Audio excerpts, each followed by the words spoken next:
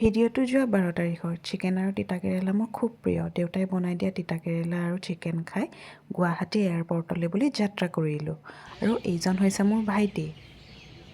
বহুতে মোক ফোন আৰু মেছেজত সুধি আছে যে তুমি ইমান সোনকালে হায়দৰাবাদ কেলৈ গুচি গ'লা? আমি লগ কৰিম বুলি ভাবিছিলোঁ। আচলতে ময়ো ভাবিছিলোঁ যে ডিচেম্বৰত মই অসমৰ পৰা হায়দৰাবাদলৈ আহিম বুলি পেলাই, মানে গুৱাহাটীৰ পৰা হায়দৰাবাদলৈ আহিম বুলি পেলাই।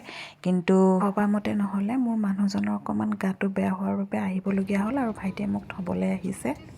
এইটো কাৰণতে মই সোনকালে গুৱাহাটীৰ পৰা গুচি আহিবলগীয়া হ'ল আৰু আমাৰ তেজু বেটাৰ ফাৰ্ষ্ট ফ্লাইট জাৰ্ণি হয়।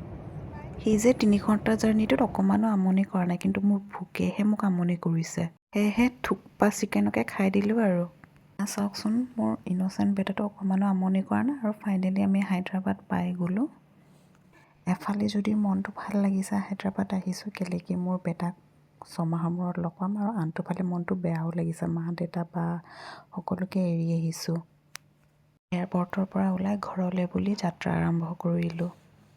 আৰু বেটাক লগ পাই সমস্ত পৃথিৱীৰ সুখ যেন মই পাই গ'লোঁ এনেকুৱা লাগিছে। আৰু নেক্সট টাইম যদি অসম যাম সকলোকে লগ কৰিম দেই। আজিলৈ ইমানেই, বাই।